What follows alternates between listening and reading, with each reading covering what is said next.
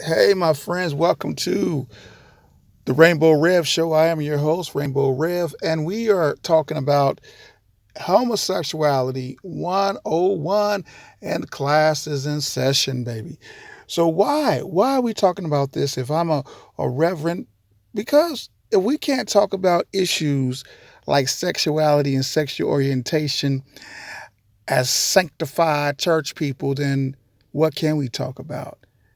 I always, actually, I didn't always say it, but one of my mentors used to tell me if we can't talk about anything and everything in the church, where can we talk about it?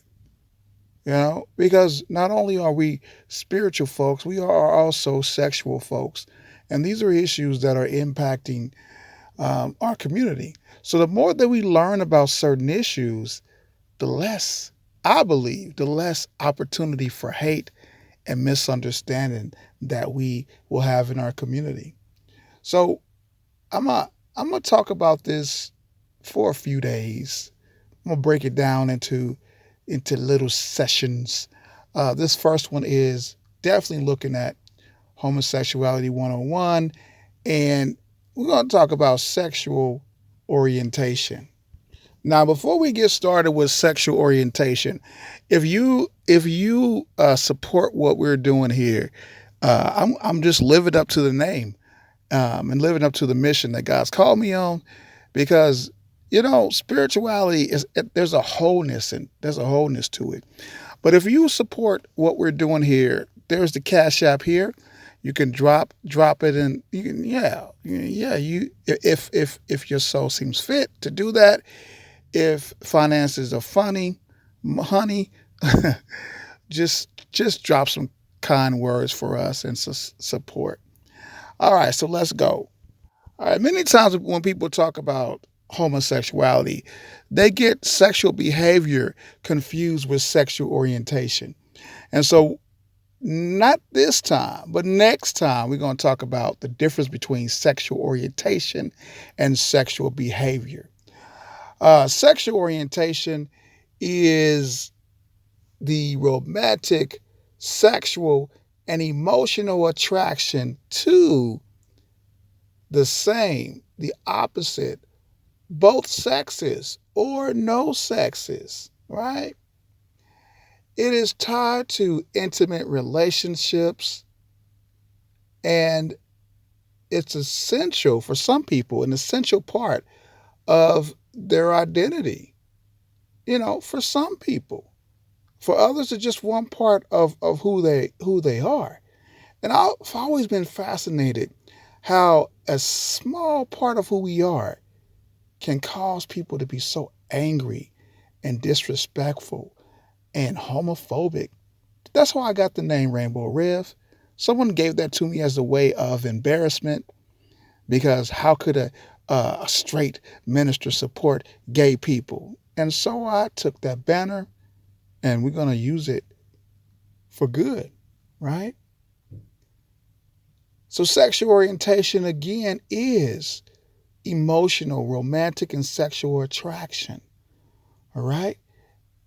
And it again, society tells us if you are a boy, you should be interested in girls. If you are a girl, you should be interested in boys. But at an early age, we start to figure out, well, I don't feel that way towards the opposite sex, or I feel this way towards the opposite sex. See, that's there it is. And even though there it is, it's still complicated for many of us. And really, what we're learning about sexual orientation is that it's a spectrum.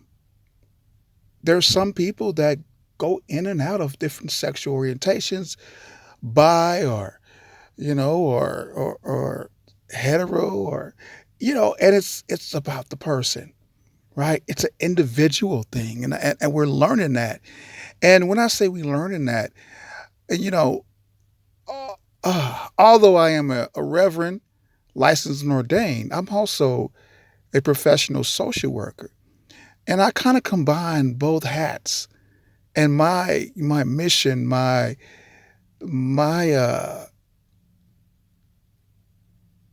road, my level, my lane has been learning more about sexual orientation, taboos, sexuality, and the Black community. And so I've done years of research and speaking and teaching and just listening, right? And also praying, of course, that will come first. Um, but when we look at sexual orientation, again, sexual orientation does not always determine sexual behavior. And again, I will focus more on that. And one of the big questions that many have is, where does it come from? What's the cause of sexual orientation? And the research is still growing. The research is still out there. But what we do know is that sexual orientation is innate, meaning it's not something that we pick up on.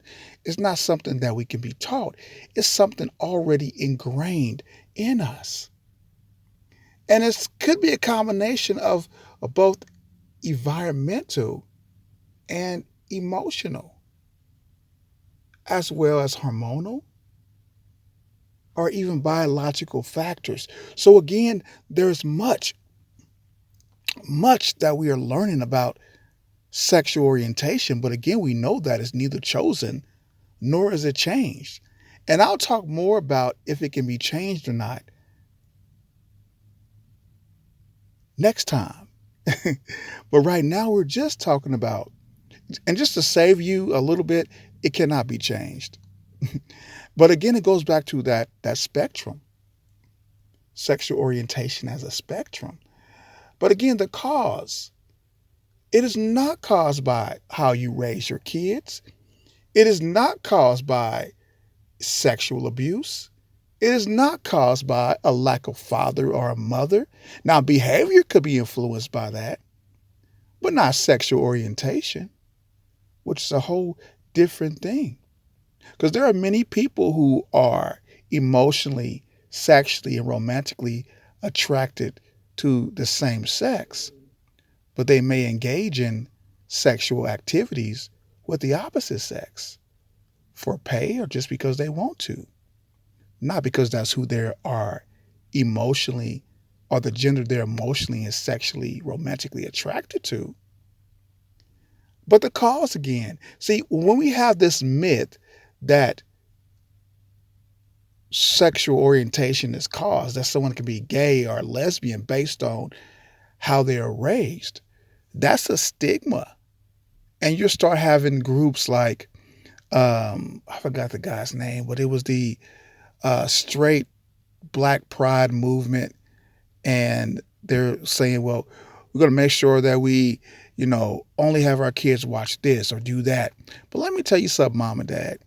There is no gay proofing or lesbian proofing your household.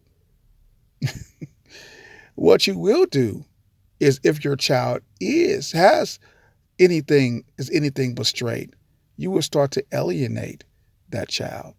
Research shows that when children or youth or LGBTQ plus youth, when they are accepted and loved, they become successful. And we have to embrace that. That's why it's so important to have these talks of ours, right? We want to create strong Black communities. And the way that you do it is have strong communication, strong education, right? So I thank you for listening. I thank you for watching. Again, there's the Cash App right there if you want to support what we do. And until next time, you have a blessed day, a blessed week, a blessed month, whatever you need to get by and is healthy, do it.